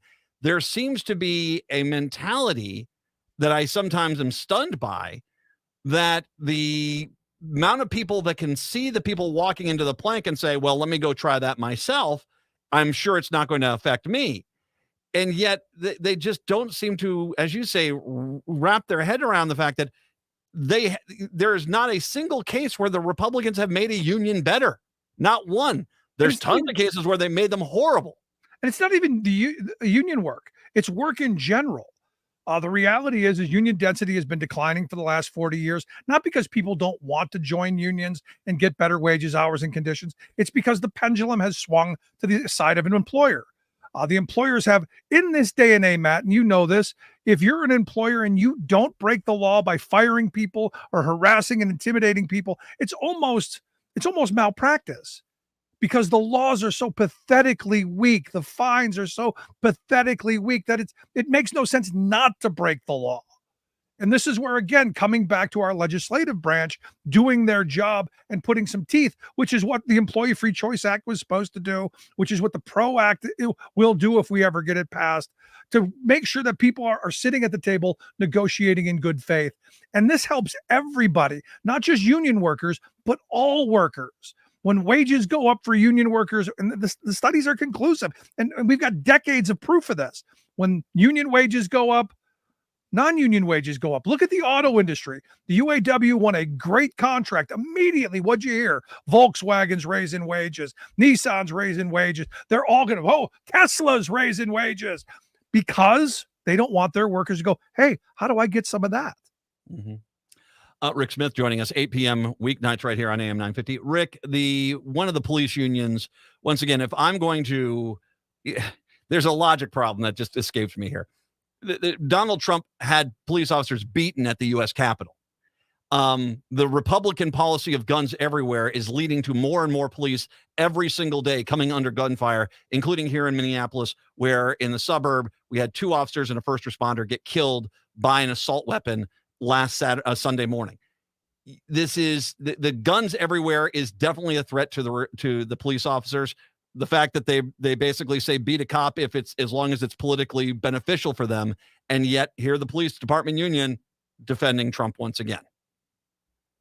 I have no defense for that. Yeah. I mean, it speaks for itself, Matt. I mean, the reality is this is who sadly they are. And, some of the things that I've known over the years, maybe we don't allow police unions to exist on their own. Maybe we allow them to be part of other unions. AFSCME represents police officers. The Teamsters represent police officers. And by maybe having them as part of the overall union, maybe some of the militancy that as police unions that they pursue, maybe some of that calms down. I don't know what the answer is. Now, I'm not one of the people who say we should just bar them from joining unions. I think every working person should have the right to bargain for wages, hours, and working conditions. And police officers should have that ability to talk about their working conditions because their working conditions equate to our living conditions. Yep. So we want to make sure that they're treated right so that they treat us right. But can I justify it? No, there's no justification there. It just seems that there is this element in American society now where they'll gladly take a lot less pay, no benefits, no retirement, no job security, to be abused by your employer as long as 1 or 2 social issues are in return generated and they get the feeling like their enemies are being punished. That's what it feels like. And it's like, you guys, you can't sit there and scream that all this is going on and then complain about the price of groceries when, the Republicans killed your union and you would be making twice as much money if you kept the unions around. But yet that seems to be that there just seems to be this entity that says, I'll take less pay, I'll take less benefits, I'll take less health care as long as the Republicans go after my perceived enemy list. No, that's sadly not new. We did a labor history tour a number of years back where we ended up on a plantation in Durham, North Carolina. And if you're ever in Durham, historic Stagville is well worth the opportunity to spend a day on a plantation and have them give you the tour.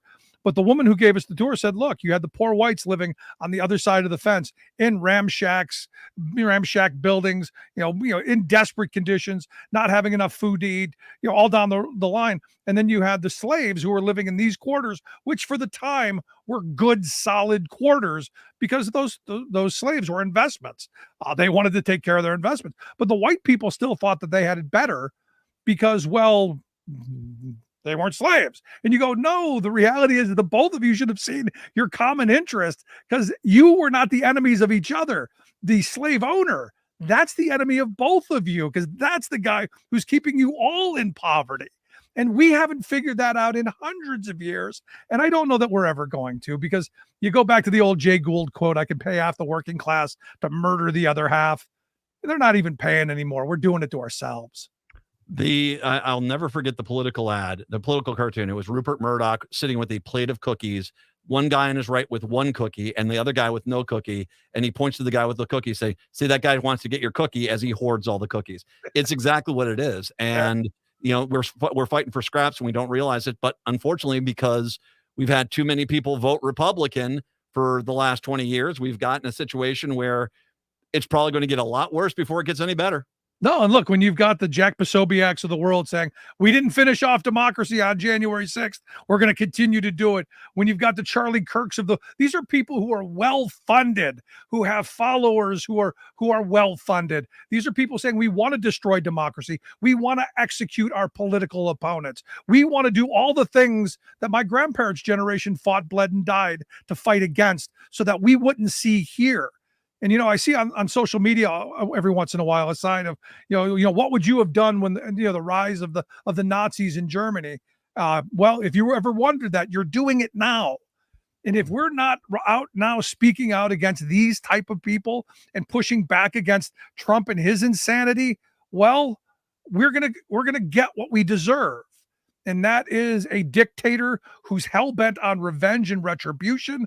We're going to get an economy that continues to enrich the well-to-do at the expense of everybody else, except the very loyal.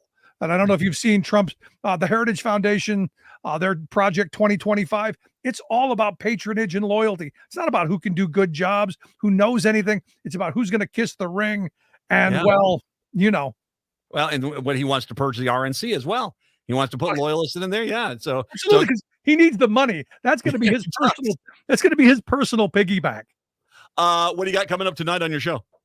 Well, I spent a little time today at the truck stop locally. We're about 4.5 hours from New York City. So I wanted to spend a couple of minutes, talking to truck drivers going, hey, you boycotting New York City? Found a lot of people going to New York City, oddly enough. No boycotters, though. And yet, the right-wing media is telling me this is a huge movement. And look, I'm on the outskirts of New York. Going, hey, did you turn your load in? Are you turning around? Are you boycotting? Couldn't find anyone. Mm-hmm. But here's the other part of this.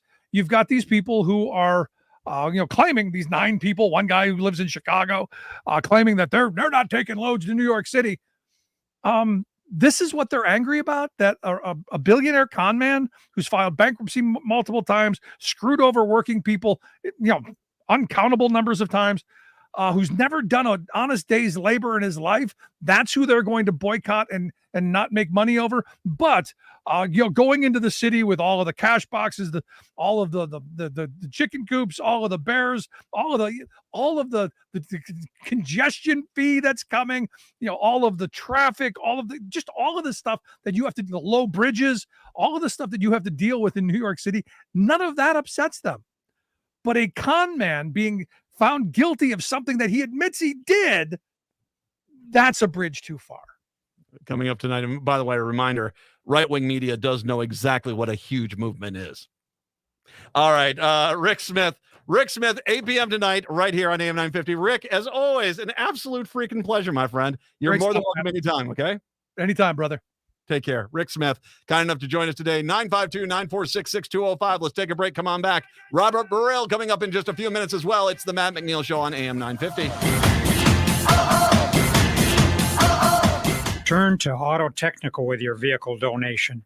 We have families waiting for a car.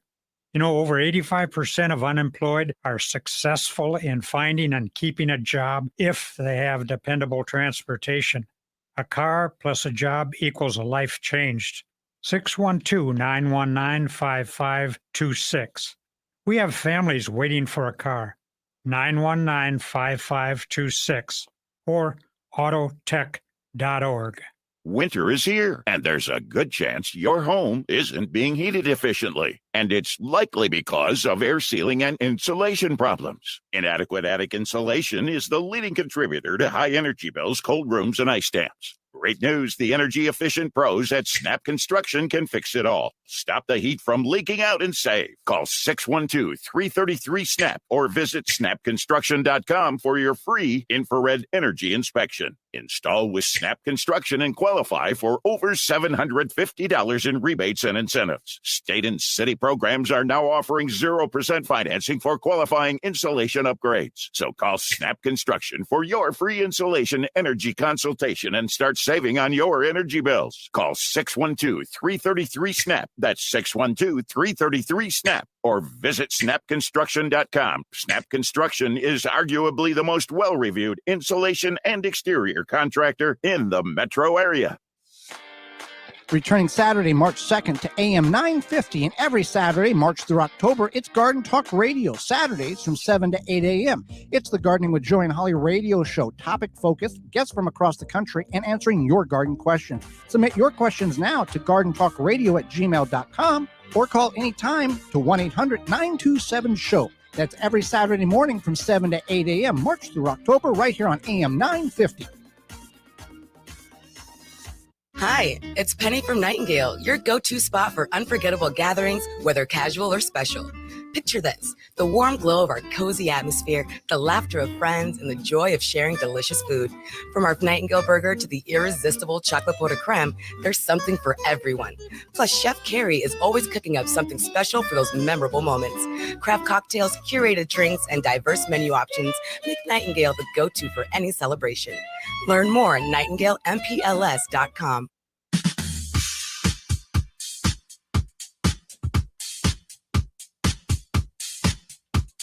AM 950, the progressive voice of Minnesota. It's the Matt McNeil Show. Reminder, coming up here in a little bit, we are going to be giving away a gift card to Great Wall Restaurant, $25 gift card coming up a little bit later on. Also, Robert Burrell talking about things. One thing I wanted to bring up here, I want to give the Soda Swede on Twitter credit for this, because reminder, we were talking about the Dodge County Sheriff, Scott Rose, who, reminder, as Republicans like to say, you Democrats make everything so political. It's generally after a Republican has gone out and intentionally made something political.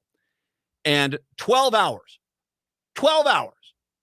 after two police officers and a first responder were gunned down in Burnsville, Sheriff Scott Rose from Dodge County went out there and basically, I can't take listening to Governor Walz, how important law enforcement is when he's done nothing but berate and vilify our Minnesota cops for nearly 4 years now.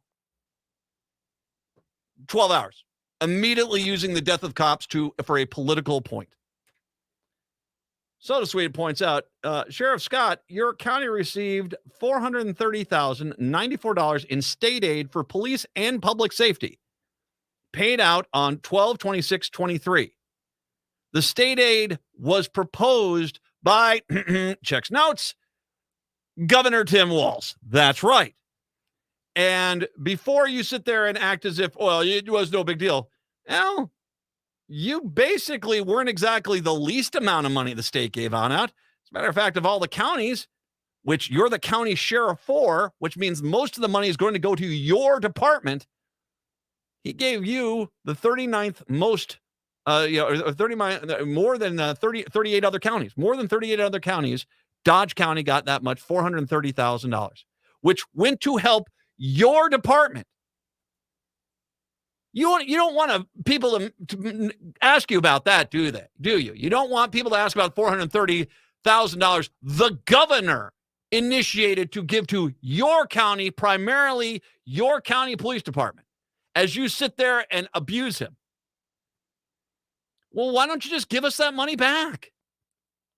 As a matter of fact, if you don't want it, if you clearly cannot see the value of what Governor Walz has done for you, well then, Sheriff Scott Rose, it's time to give us, the taxpayers, that money back. You don't need Governor Walz, right? You just wanted to attack him, saying he's not doing anything for you, so that $430,000 is going to be sitting in a pile somewhere in your office, right, jackass? Oh, it's not? It's going for things that you need? Oh, okay.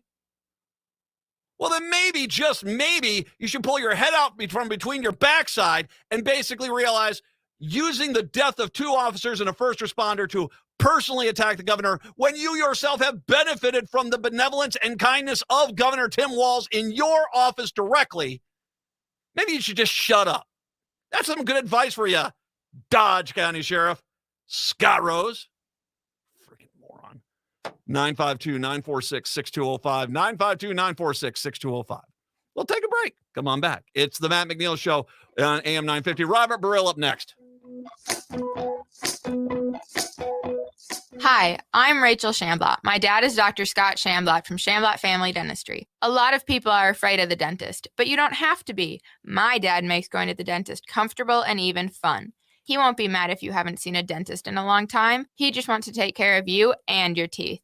If you don't see my dad, please see another dentist. Take care of your teeth because they're the only ones you get. Shamblat Family Dentistry in Hopkins and St. Paul. Find them online at shamblatfamilydentistry.com or call 1-800-FIX-MY-TEETH.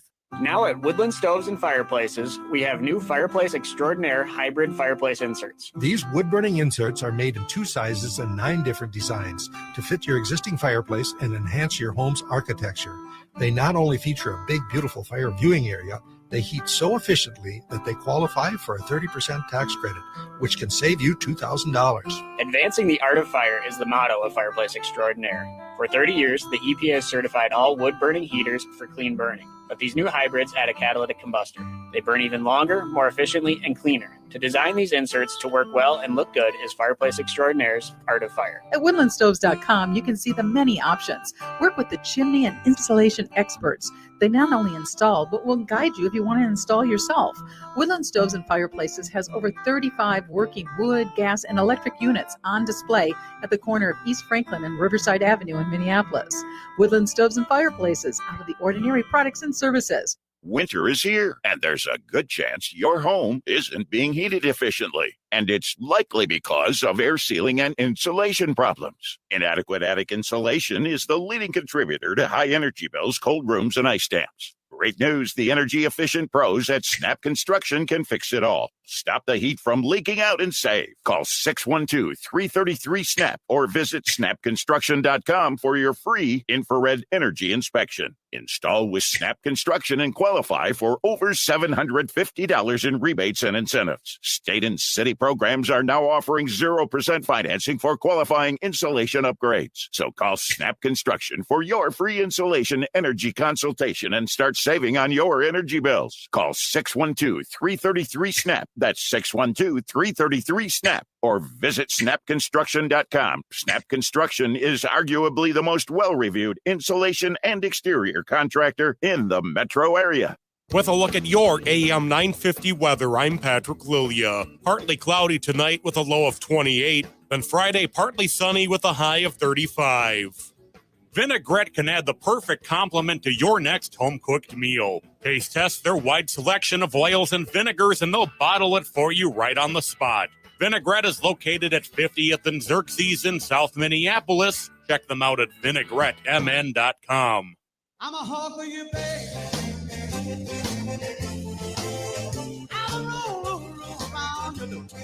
AM 950, the progressive voice of Minnesota. It is the Matt McNeil Show. It is my absolute privilege and pleasure and delight to welcome back to the show Robert Brill, comedian extraordinaire.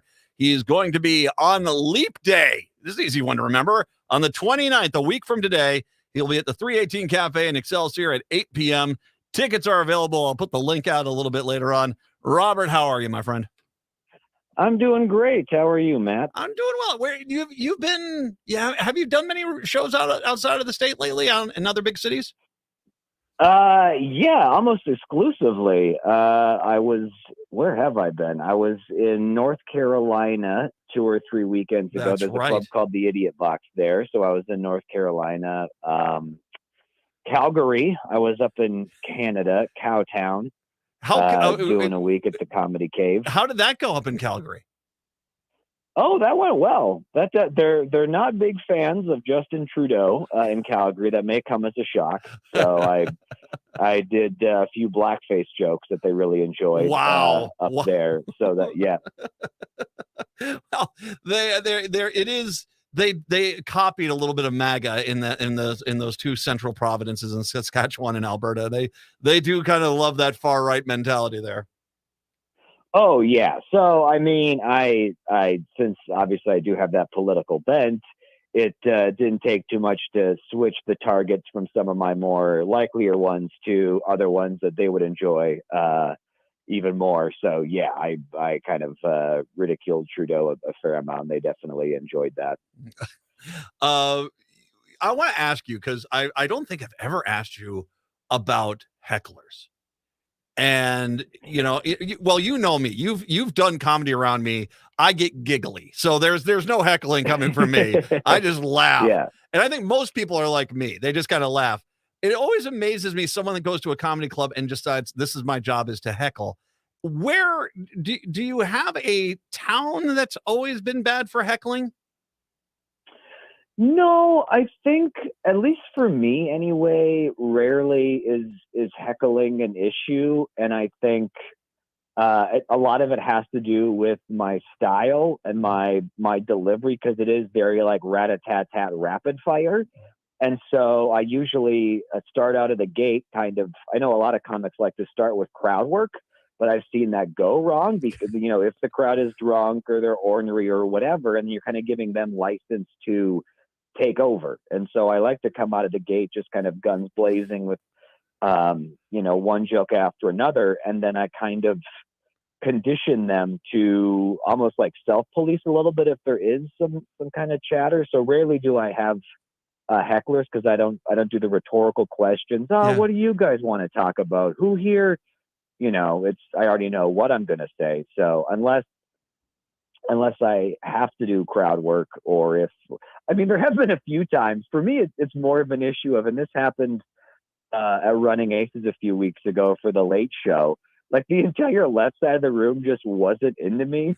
And so it was like, and I imagine they weren't seated that way, but like the right side of it was on board, was laughing. And the left, ironically, it was the left that let me down. And so I eventually just kind of playfully tore into them a little bit. And it's weird, because if you make fun of them for not laughing, then they kind of enjoy it, or at least they did. And then, but it was, so I guess my issue more is people just like staring blankly at me while I perform, because it's like, well, give me something, give me a response here. Like, even if you actively dislike me, I don't like me half the time either. So we're going to find common ground if that's it, but just, give me something here. It's not German art house, for God's sakes. Yeah, exactly. Like, is English your second language? Is this what's like? Just let me. Is anyone mourning anything over here? Did you have a loved one die recently, and you want to bring that energy to my show? Like, let me know where you're coming from. Have you ever had one really bad heckler that you just said, okay, I'm putting you in your place right now? I'm trying to think. I've heard I've heard from some comedians that it's like, it depends on the comedian, because there's a lot of comedians that rarely, if ever, like yourself, get a heckler. And I think it is, you just nailed it, is that the guys that kind of go in and know what they're going to talk about there.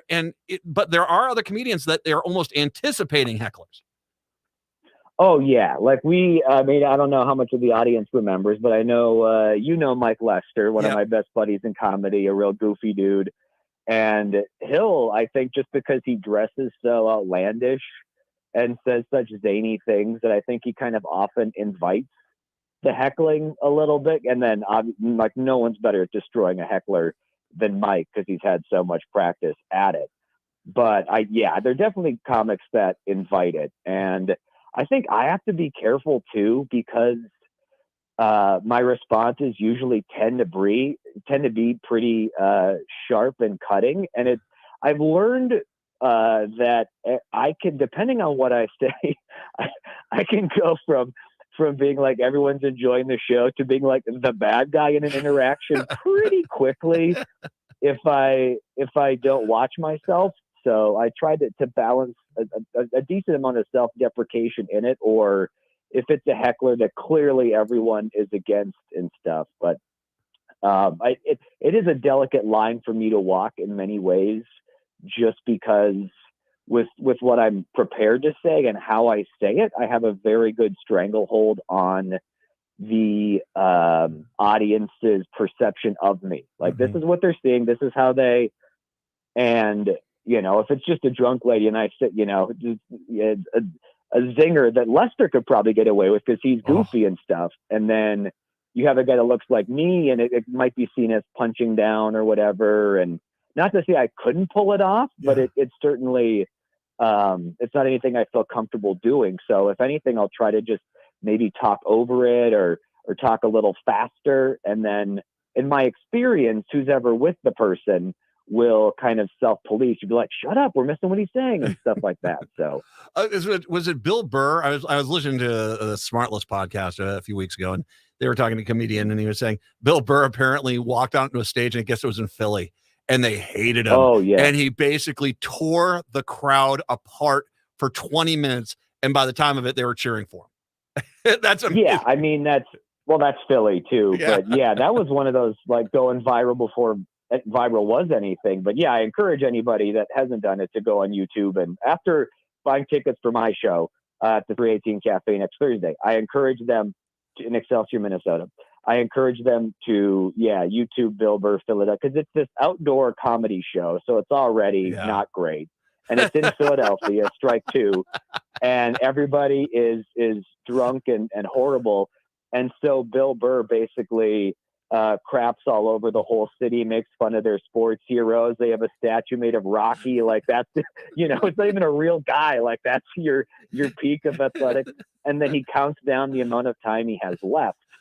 And yeah, I mean, it's definitely, I've had a few, now that you got me down that train of thought, I guess I have had a few drunken bar shows where it is kind of the Wild West. And fortunately, I've done enough terrible open mics and wild open mics where you just kind of have to, and it's a skill that, you don't want to develop, but it's probably good to have it through the course of doing however many bad shows and stuff or whatever, where you're like, well, I'm not going to get any prepared material done because everyone is drunk and has no attention span. So I'm just going to have to make fun of people the whole time.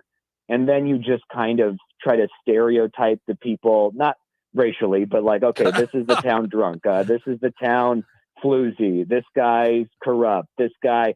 And then you just kind of have conversations and do callbacks and bounce around and stuff like that. And do whatever you can to get out of there. I think it's that, but isn't that really kind of the hurdle for comedians, that if you are serious about it, you've got to go through the Andy Dufresne sewer crawl of a show and get out on the other side of the pipe. And that if you can do that, guess what? You're going to be a successful comedian. You're going to have some success. If you can't, well, maybe you find a different job, really.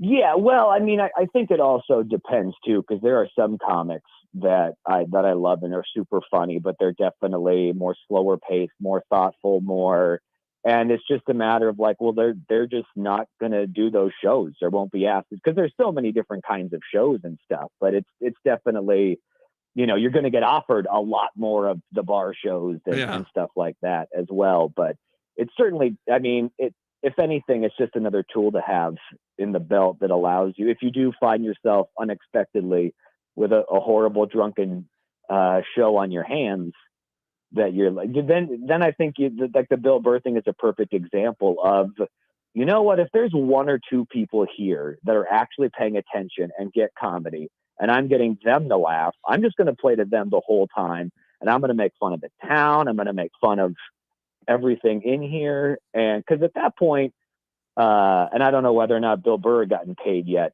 but I know there's been a few times where I've gone there and it's the vibe isn't good and everything, and I'm like, hey, if you want a good show, pay me now, because I'm not running away, but pay me now. And because once you do get your money, you're like, okay, this is just all right.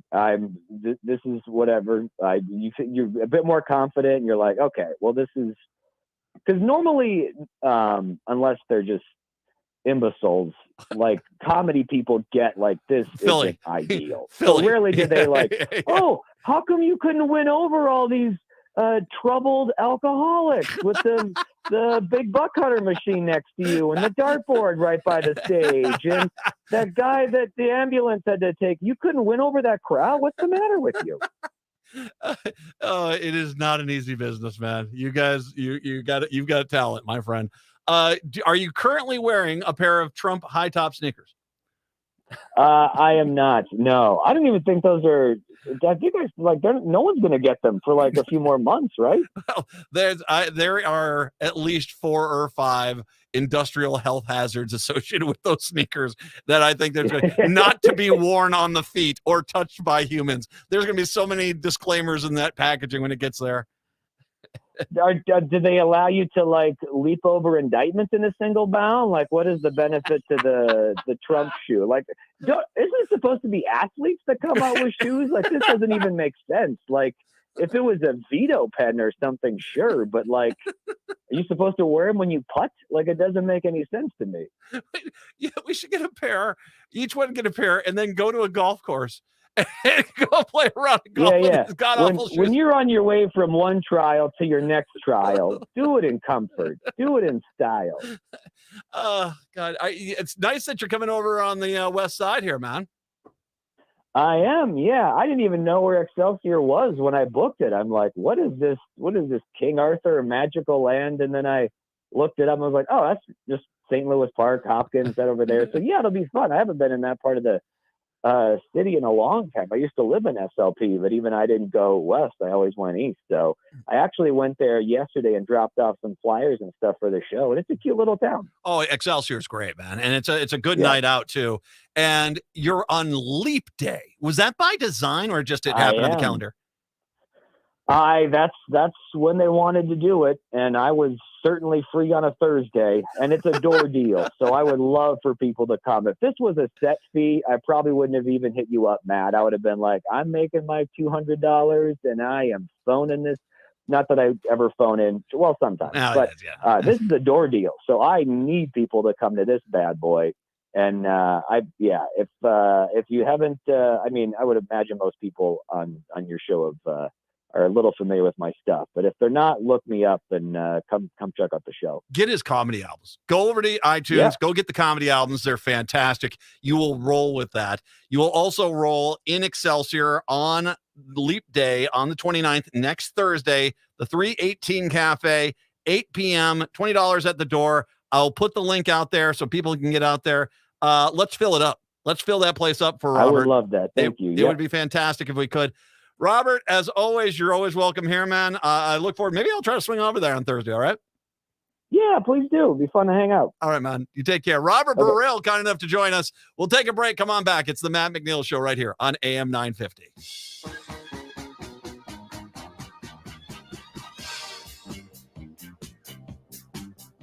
The vehicle for the Minnesota family is the Toyota Sienna, and the best place to get one is Rudy Luther Toyota in Golden Valley. That's not an opinion, that's a fact. I have 3 kids, and the Sienna hauls all your kids' sports and school gear easily. I can attest they're the safest vehicles, trust me, protecting your most valuable cargo. They're the perfect vehicle for the spring break or summer road trip, and the hybrid model is insanely fuel efficient. And Rudy Luther Toyota has a great selection of new and certified pre-owned Siennas. Get one today. It's my highest recommendation.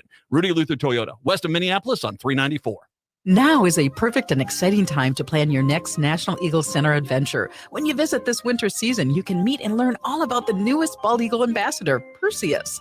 Plus, the center is your headquarters for winter eagle information and experiences, including weekly winter bald eagle counts, golden eagle information, unforgettable expert-led field trips, and small group private eagle habitat tours for your family and friends. Make eagles part of your 2024 and plan your visit or experience today online at nationaleaglecenter.org. Hey, it's Patrick. February is the month for love. So when's the last time you gave your carpet the love and attention it really deserves? If your carpet hasn't been professionally cleaned, you are breathing unhealthy levels of nasty dirt, dander, bacteria, and germs that keep recirculating again and again and again. Lucky for you, Zero Res is going to spread the love to you and your home with their Love Your Rug special. Get 3 rooms Zero Resified starting at just $119 and a free hallway. And don't forget dirt and dander's favorite hiding place either, your air ducts. This month, take $75 off when you get your air ducts Zero Res clean. Call Zero Res right now or go online to ZeroResMinnesota.com and say you want the AM 950 special. If you're a business owner, protect your employees and customers by getting your business Zero Resified by the pros at Zero Res. Call today for your commercial cleaning estimate. Backward or forward smells the same. Zero Res. AM 950, the progressive voice of Minnesota. It is the Matt McNeil Show. Hey, guess what I've got right now? It's Listener Appreciation Month going on at AM 950. We have a $25 gift card to Great Wall Restaurant. Fantastic Szechuan, Peking, Cantonese cuisine, all sorts of great stuff located on France Avenue, just south of 45th. It's greatwallrestaurant.us, greatwallrestaurant.us, Great Wall Restaurant. I love this place. A $25 gift card for you if you're caller number 5, 952-946-6205, 952-946-6205. Caller number 5, you'll get the Great Wall gift card. Good luck on that part of Listener Appreciation Month here on AM 950. It's time for the Smile File. Oh, that you know what that means. A Minnesota man who repeatedly attacked police officers during the U.S. Capitol riot, wielded a police baton as a weapon, and stole 2 riot shields, was sentenced Thursday to nearly 3 years in prison. Smile!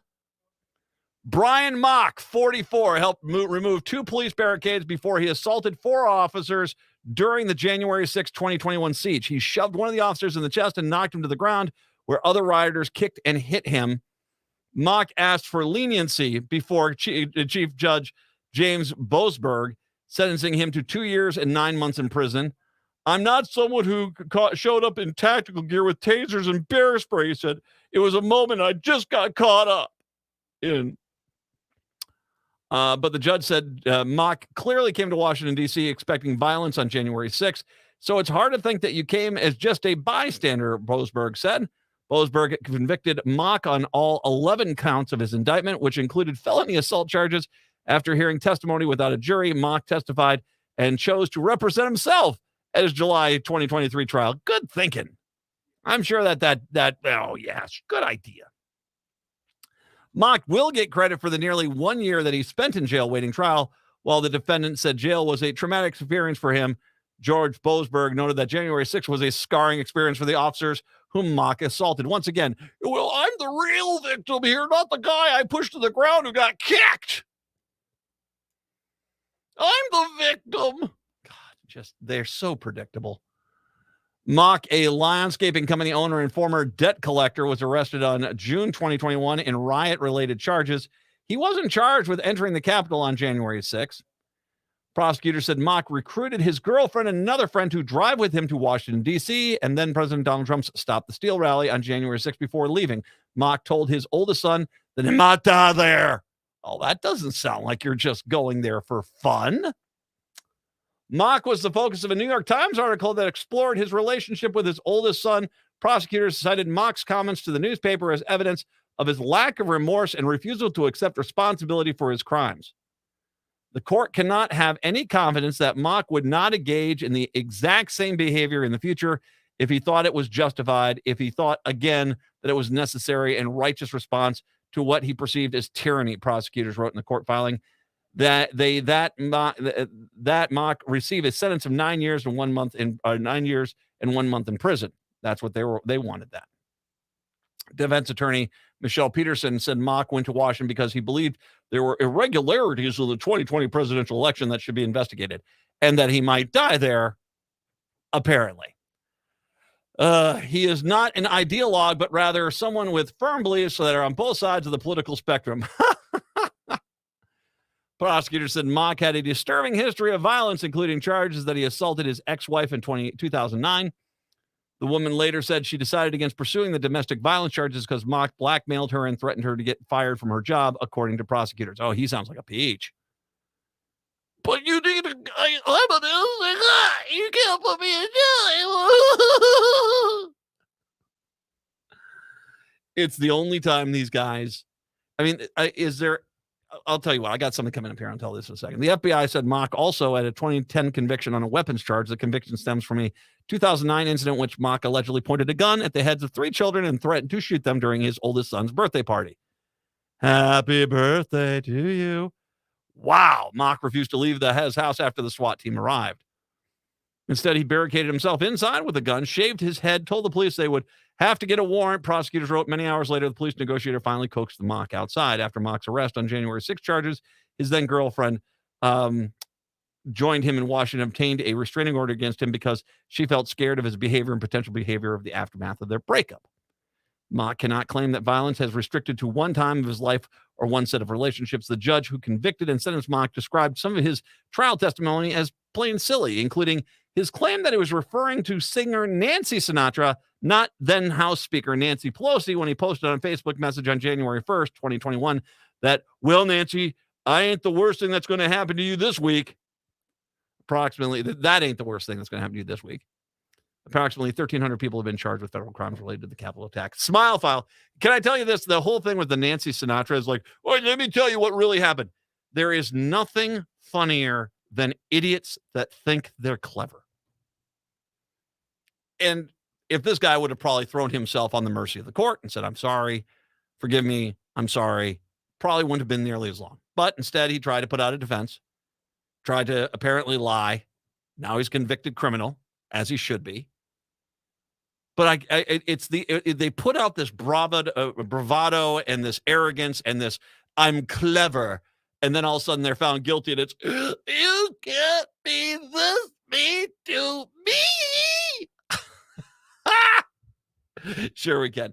Patrick, who is our winner of the $25 gift card to Great Wall? Congratulations, Sandy in Edina. Oh, Sandy, you probably know. You're in Edina. You know where that's at. Oh, delicious. Enjoy that. Tomorrow, I got a gift certificate to Nightingale to give away. That's once again continuing with listener appreciation prizes. Listen to Robert Pilot, Native Roots Radio. That's coming up next hour. Tonight, make sure you're listening to Greg Bakken, Native Roots, with Ghostbox Radio. There it is.